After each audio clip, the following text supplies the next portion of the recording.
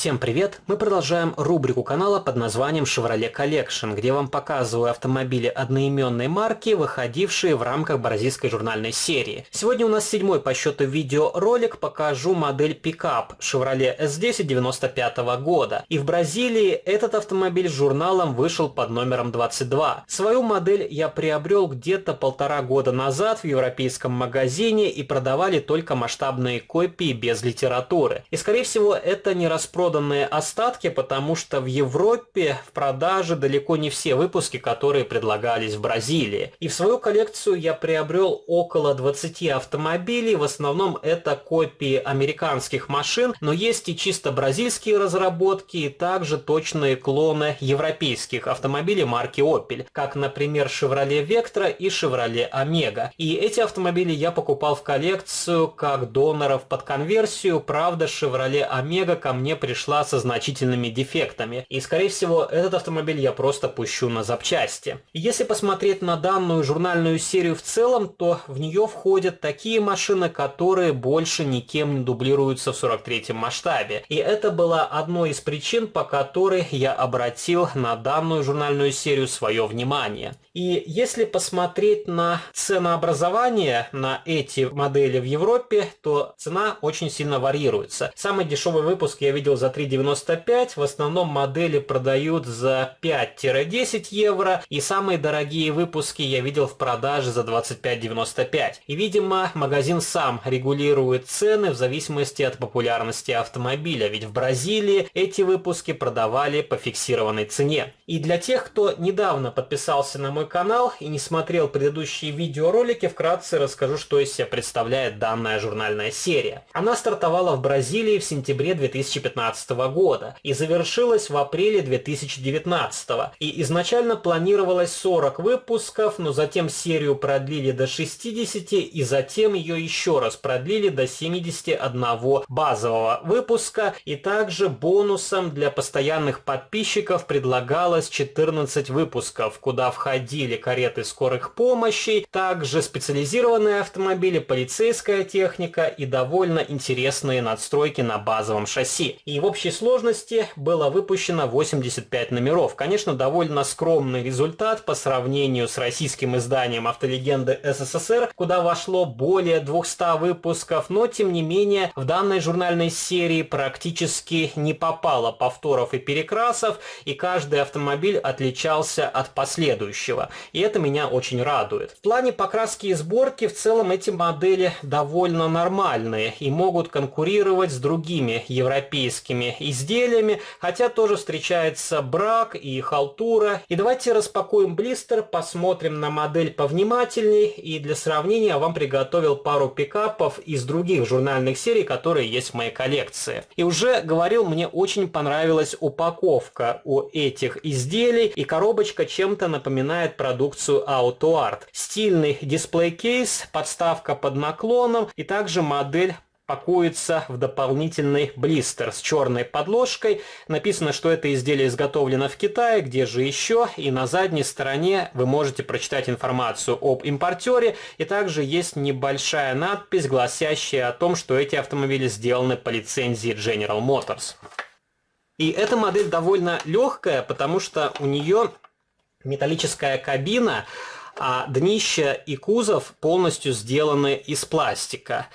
И в целом довольно симпатичный зеленовато-синий цвет, и вид портит крупное зерно. И уже показывал вам автомобиль Chevrolet Chevette, у которого тоже очень симпатичный окрас, но из-за крупного зерна модель смотрится не так естественно. И пластиковые детали не сильно отличаются по тону от металлических, окрашенных в тот же цвет. И у этой модели довольно интересное решение. Отдельный передний и задний бампера, и, видимо, планировалась к выпуску какая-то другая модификация, но я посмотрел, в рамках этого проекта больше похожих автомобилей не выходило.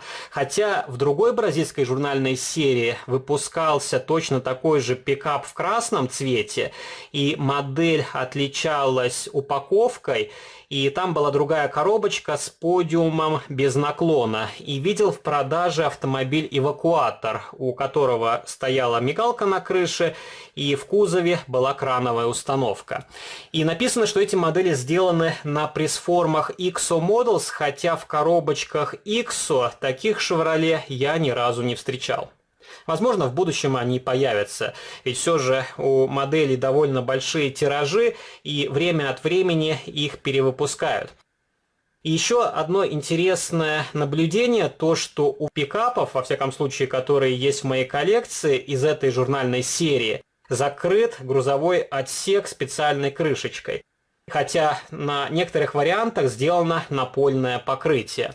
Если посмотреть в салон, то все из черного пластика, окрашенного в массе, вполне хорошая детализация панели приборов, рулевого колеса, рукоятки переключения коробки передач. Правда, данный вариант почему-то обляпан каким-то жирным силиконом.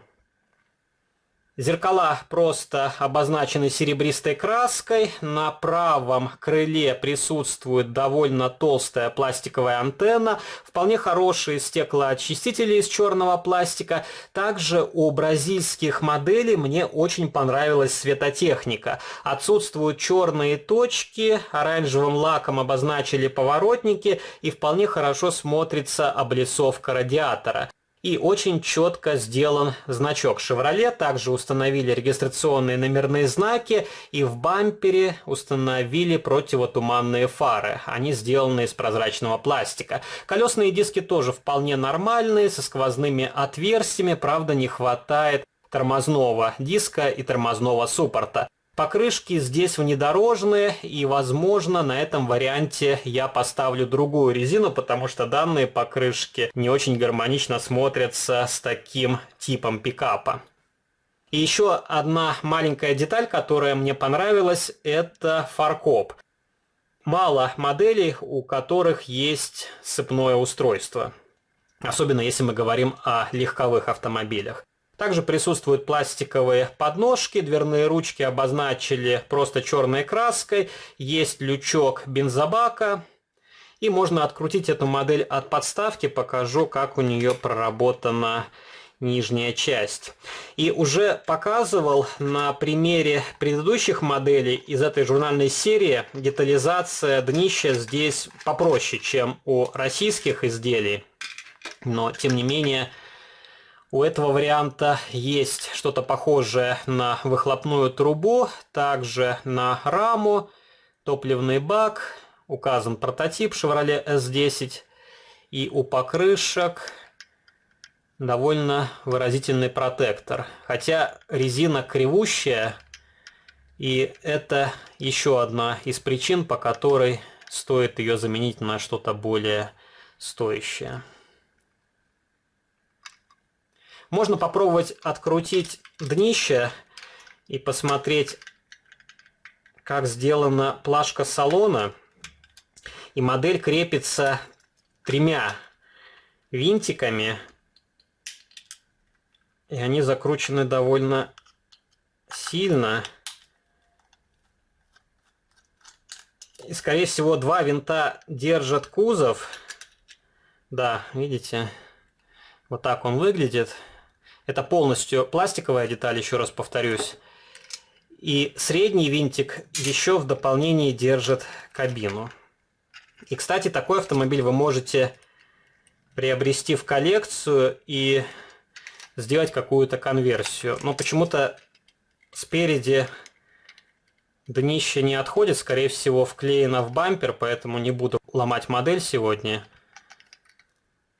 Соберу ее обратно. При желании можно посидеть, аккуратно все разобрать. Но я думаю, в рамках видеоролика у меня это займет очень много времени, поэтому полной разборкой сегодня, к сожалению, заниматься не буду.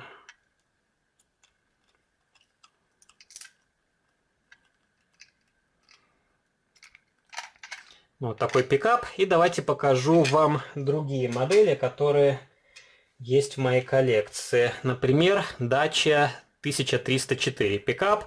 Это машина из румынской журнальной серии в довольно симпатичном желтом цвете. И у нее тоже есть дефекты, о которых я упоминал, когда делал видеообзор на этот автомобиль.